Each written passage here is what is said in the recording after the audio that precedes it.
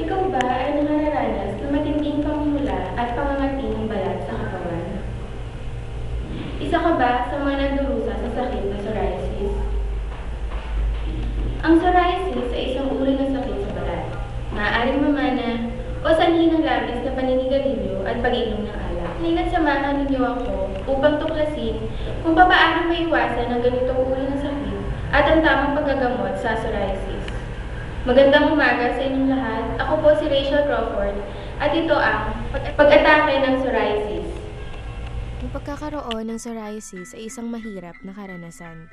Nagmumula ito sa simpleng balakubak hanggang sa kumalat ito sa buong katawan, kabilang ang maselang bahagi ng katawan at mga kuko sa kamay at paa.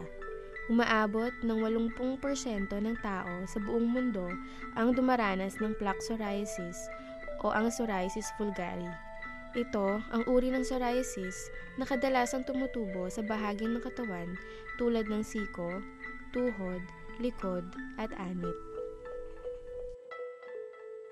Kinuhanan ko ng pahayag ang ilang tao kung ano ang kaalaman nila tungkol sa sakit na psoriasis. Ano pong pagkakaintindi niyo sa psoriasis?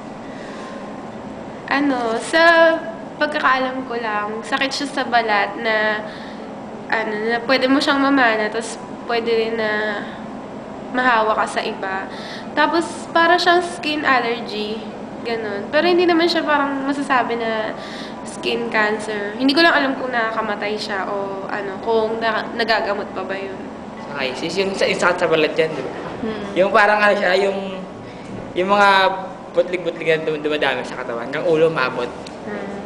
Isa po yung sakit sa balat, yung mga nagsusugat, yung may mga tumutugong mga butlig na susugat. Pagkakaalam ko sa psoriasis, ito yung isa sa skin disease. Tapos, siya, nangangate, yung makate, tapos tumutubo sa iba't ibang bahagi ng katawan, minsan sa siko. Nagpunta ako sa isang skin clinic upang mag-interview ng isang dermatologist tungkol sa ganitong uri ng sakit.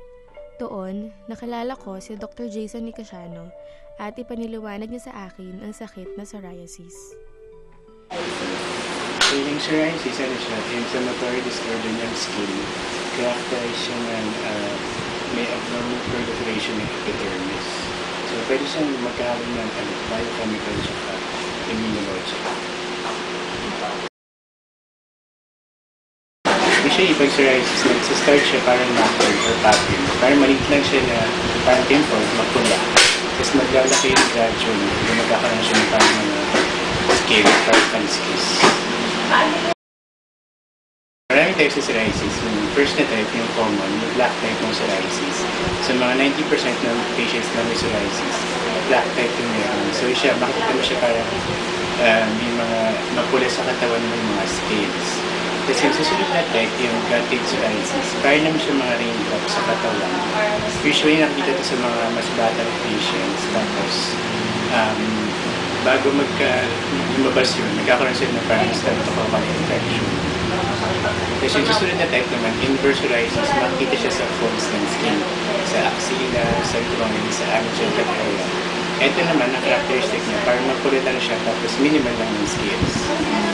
Tapos yung last na type ng psoriasis, yung pustular psoriasis, yun naman, parang may mga nana sa mga katawan. Tapos usually naman, makikita naman ito after ng mga infection. Yung pinaka-cause niya, hindi pa rin talaga na-discover ngayon. Pero, pinapostulate na siya, immune problem, para autoimmune disorder.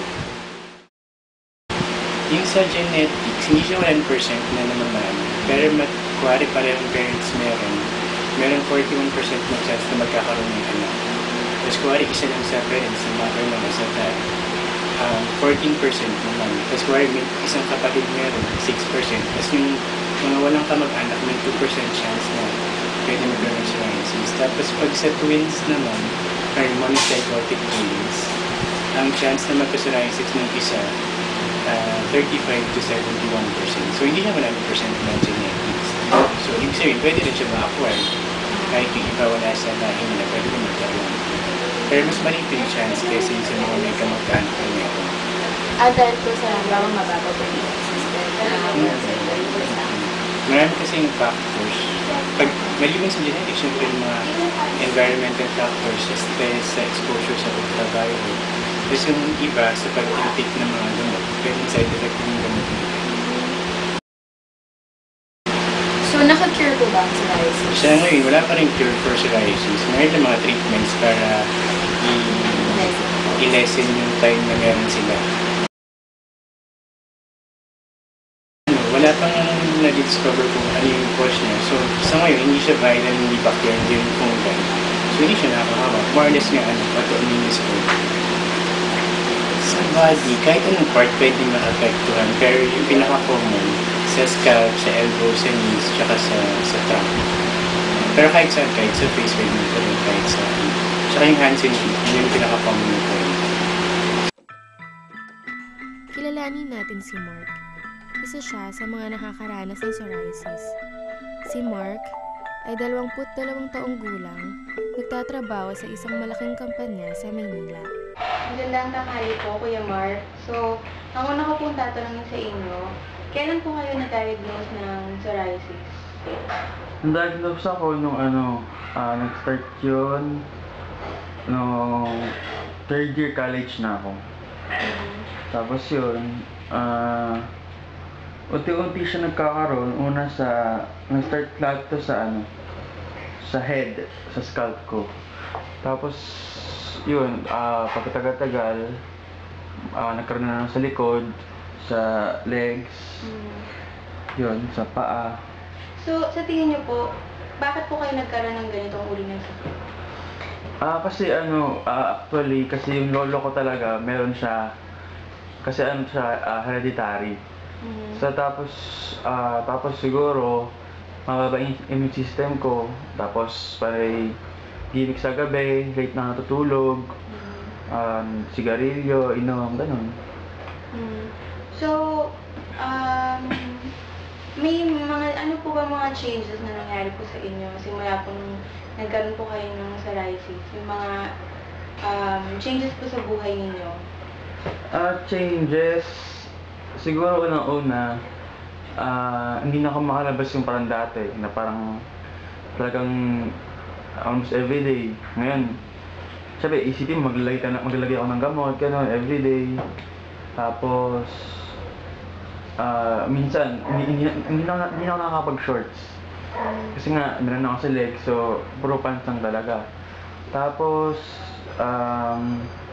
changes, minsan pag meron nakikitang mga ibang tao, mga friends, sabi, ano yan, ganyan. So yun, parang parang nag-excite sila ng palmapit sa akin kasi kala na nakakahawa. Hindi naman talaga siya nakakahawa, gano'n. So, maliban po sa mga changes na gano'n, nakaranas din po ba kayo ng mga panunukso galing po sa ibang tao or kahit po sa mga kasama niyo po sa bahay? Nakaranas ako ng panunukso kasi nga, yun nga, pag tinatanong nila kung ano yan, so parang, yun, tawag sa'yo, psoriasis boy, yung mga ganun ba, hanapan na parang ketong daw, ganyan.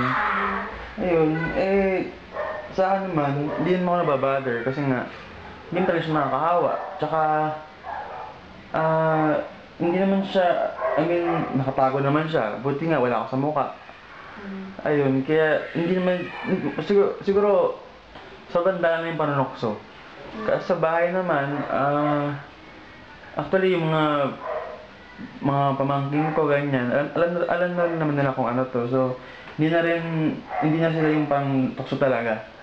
Siguro yung mga unang part lang, sa mga kaibigan, ganyan, panakikita nila, ganyan. So, hindi naman siya talaga hindi na ako nababother sa ganun. Kasi, hindi naman siya nakakahawa. Siguro pa nakakahawa siya hindi naman talaga siya nakakahawa. So, wala naman ganun. Pero po, may instances naman po bang nangyari na bawa po, nagkapikunan po kayo ng, let's say, friend niyo po, na dahil po sa panunukso? Meron din incident na gano'n. Kasi nga, para siguro, hindi na naintindihan yung sakit. So, talagang, sabi silang lumalayo, layo sila nalayo. So, Hindi niya alam na... Hindi Parang nandidiri po. Oo, ganun, exactly. Okay. Since alam niyo naman po yung causes na nangyari po, yung cause po na nangyari sa inyo, ba't kaya nagkaroon ng psoriasis? Kahit pa paano po ba, nagkaroon po ng changes po sa lifestyle ninyo? Bawa po yung mga nightlife ninyo, kung kahit pa paano po ba, nabawasan po yung pagiging gimmickero ninyo, or kahit pa paano po, parang ganun pa rin po yung nangyari? Oo, sobrang laking changes talaga. Kung dati, talagang wala akong iniisip na kailangan gantong oras matulog, stop na yung ganyan panagarilyo, ganyan. Siguro yung iba, yung ibang siguro yung pagtulog, ayan, binago ko yan kasi nga, causes din yan. Tapos puyat, ganyan. Tapos yung pag-inom, hindi na kayo ng tagang yung everyday, ganyan, yung tagang walang pakialam. Ngayon siguro, 2 bottles na lang, ganyan. Tapos paminsan-minsan na lang din. Tapos, siguro yung paninigil lang talaga yung hindi ka mapigilan. Kasi nga, andyan na yan, ganyan. So, kaya nagagamot naman ako kasi hindi naman siya, para sa lifestyle, yun nga, siguro, natigilan yung mga nightlife ko. Sinubukan ko rin kunan ng pahayag ang mga magulang ni Mark tungkol sa kanilang mga karanasan at gastos sa kanilang anak na may psoriasis. Good afternoon po, Ma'am Edith. So, ano po yung mga experiences po na naranasan nyo po pagkatapos po ma-diagnose yung anak niyo ng psoriasis? Okay, at first, nahirapan ako sa mga kaibigan niya kasi pinandidirian siya. Pero, through explaining, na na-open naman yung mind nila na hindi naman nakakahawa yun. Hereditary kasi yun eh. So, may nangyari naman po bang sa inyo na parang kinaawaan niyo po yung anak niyo dahil po sa mga panunukso po ng iba niyang kaibigan? Naawa ako sa anak ko kasi na-insecure siya sa sarili niya. Siyempre, andito kami para suportahan siya. At ayun, naman niya. Na tanggap na rin niya. So, pagdating po sa expenses po, sa gastos, kamusta naman po yung mga changes na nangyari sa inyo? Ay, magastos talaga. Changes, siyempre, sa budget. Siyempre, siya sa Makati Med. Yan ang kanyang doktora. Ang medicines niya, doon binibili. Tapos ang UV niya, sa Rockwell. Kaya mahal talaga. Sa budget. Okay po. Yung mga, pang araw-araw po na, gamot niya po. Mga magkano po na, yung isang bottle po, magkano po? Depende, kasi meron sa bottle na maliit lang, na worth 420, tapos yung kanya, meron namang isa malaki, 700, na kukonsume lang niya yung mga 1 week, 2 weeks, ganun lang. Kaya mahal. Bago matulog si Mark, ay gabi-gabi itong naglalagay ng gamot o ointment sa katawan. Nilalagyan niya ng gamot ang mga parte ng kanyang katawan na tinubuan ng psoriasis tulad ng hita, braso, likod, at ulo.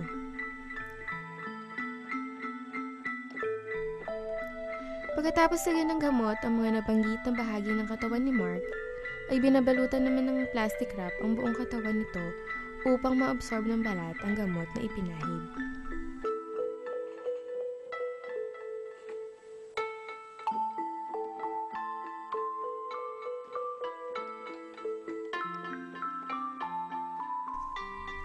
Ayon kay Mark, ito raw ang bahagi ng kanyang paggagamot kung saan siya ay pinaka-nahihirapan. Kung minsan, ay hindi siya makatulog ng maayos dahil sa plastic na nakapulupot sa kanyang buong katawan at kung minsan daw ay napakainit sa pakiramdam, lalo na tuwing tag-init. Umiinom din ng guayabana juice si Mark dahil ayon sa kanyang doktor ay makakatulong ito upang lumakas ang kanyang sistema ng pangangatawan. Mula na nagkaroon si Mark ng psoriasis, ay araw-araw niya ginagawa ang ganitong uri ng paggagamot upang kahit papaano ay hindi na madagdagan pa ang kanyang mga pamumula sa balat.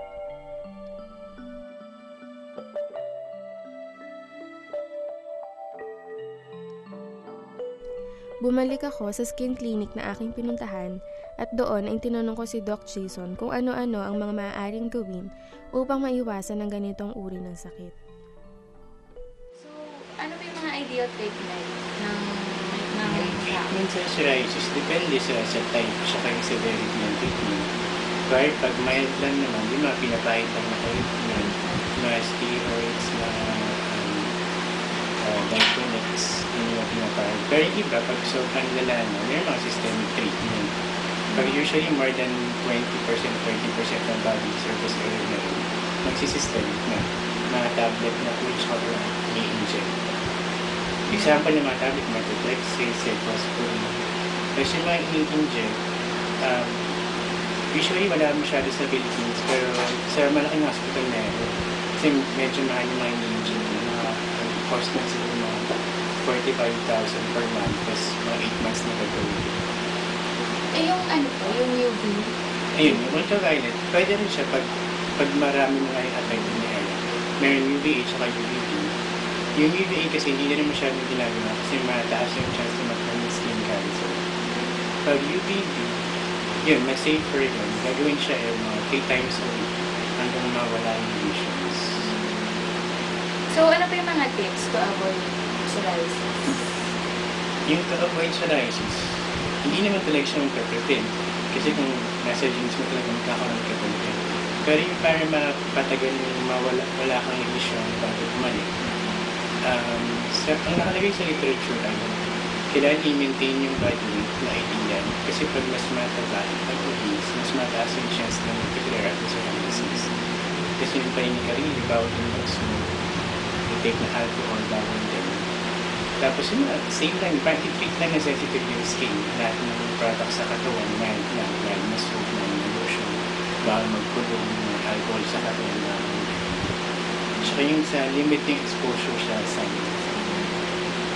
Yung sun kasi nakakagamot sa psoriasis, pero kailangan mga 10 minutes lang per day. Pag sumobra, nalalating lang sa psoriasis. Tsaka siguro pag morning, yung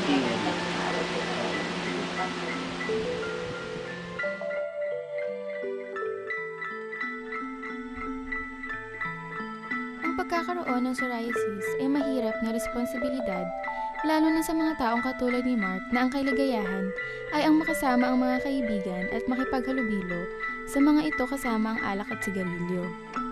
Ating natatandaan na upang maiwasan ang pagkakaroon ng psoriasis ay kailangan na may wastong pagkain, pagtulog, at ehersisyo. Kailangan ding iwasan ang labis na paninigarilyo at pag-inom ng alak dahil ito ang sanhi ng pagbaba ng resistensya ng isang tao. Ating nasaksihan kung paano mabuhay ng mayroong psoriasis. Tulad ni Mark, hindi naging hadlang sa kanya ang kanyang kahinaan at sakit, kundi patuloy pa rin siyang nabubuhay at nagtatrabaho tulad ng ibang normal na tao. Maraming salamat sa inyong pagsubaybay. Ako pong muli si Rachel Crawford para sa isang makabaluhang dokumentaryo, ang pag-atake ng psoriasis. Magandang araw sa inyong lahat.